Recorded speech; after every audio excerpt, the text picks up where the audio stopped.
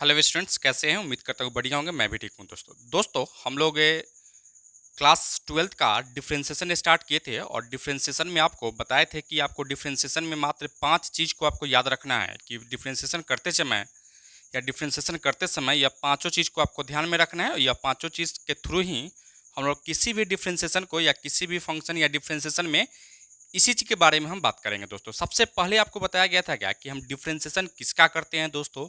उसके बाद में आपको बताया गया था कि डिफरेंशिएशन का सिंबल क्या होता है, यानी डिफरेंशिएशन को सिंबॉलिकली हम कैसे लिखते हैं, इस पे बात किए थे। उसके बाद में आपको बताया गया था कि डिफरेंशिएशन का फॉर्मूला क्या होता है। ये आपको जो 20 फार्मूला आपको बताया गया था, मेनली आपको मेन रूप से आपको 16 फार्मूला आपको बताया गया था और 4 फार्मूला आपको एक्स्ट्रा बताया गया था, जो कि टोटल आपको 20 फार्मूला बताया गया था दोस्तों। और उसके बाद में आपको कहे थे क्या कि डिफरेंशिएशन के लिए रूल क्या होता है, उस पर हम बात करते थे और साथ ही साथ हम कहते थे कि डिफरेंशिएशन कैसे करेंगे दोस्तों। ठीक है, तो इससे पहले वाले लेक्चर में हम लोग किसका डिफरेंशिएशन करते हैं यह चीज़ सीख चुके हैं। उसके बाद डिफरेंशिएशन का सिंबल क्या होता है इसको भी हम देख चुके हैं और डिफरेंशिएशन का फॉर्मूला क्या होता है इसको भी हम देख चुके हैं दोस्तों। ठीक है, और आज की क्लास में हम लोग शुरू करने वाले हैं कि डिफरेंशिएशन के लिए रूल क्या होता है या हम कहें अवकलन के लिए रूल क्या होता है, इस पर हम बात करेंगे और साथ ही साथ डिफरेंशिएशन हम कैसे करेंगे हम उस पर भी बात करने वाले हैं दोस्तों। ठीक है, तो उससे पहले क्लास शुरू करने से पहले किसी ने बड़े कमाल की बात कही है, किसी ने बड़े कमाल की बात कही है कि रातें भी अच्छी होगी मंजर भी अच्छा होगा, रातें भी अच्छी होंगी मंजर भी अच्छा होगा, आगे बढ़ने की हिम्मत तो कर सब कुछ अच्छा होगा दोस्तों।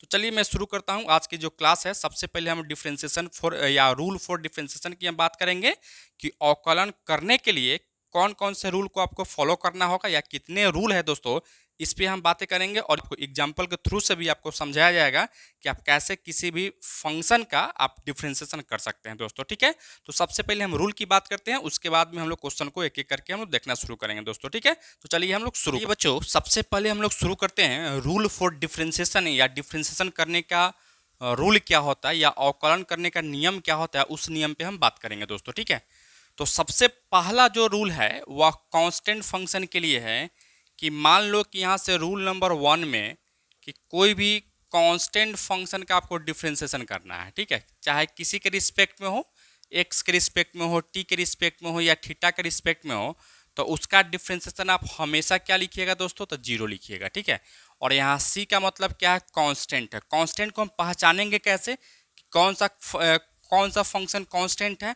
तो जिसके रिस्पेक्ट में आप डिफ्रेंशिएट करते हो ना, उसके अलावा कुछ भी रहता है तो वह सब एज ए कांस्टेंट ही हम लोग मान के चलते हैं। ठीक है, जैसे मान लो कि कोई फंक्शन का डिफ्रेंशिएशन हम एक्स के रिस्पेक्ट में कर रहे हैं, वहाँ ए दिया गया हो, कोई भी नंबर दिया गया हो, 2 4 6 8 कुछ भी आपको दिया गया हो, तो वह सब क्या होगा बच्चों, तो आपका कांस्टेंट ही हो जाएगा। और सब कांस्टेंट का डिफरेंशिएशन हमेशा क्या याद रखिएगा, तो जीरो होता है दोस्तों। ठीक है, जैसे मैं कुछ एग्जांपल लेके चलते हैं। जैसे मैं मान लो कि यहाँ से एग्जांपल में अगर आपको y इक्वल टू 4 दे दिया, ठीक है, तो इसका अगर डिफरेंशिएशन करोगे d y upon d x करोगे, तो यहाँ y इक्वल टू क्या है 4 अपॉन डी एक्स।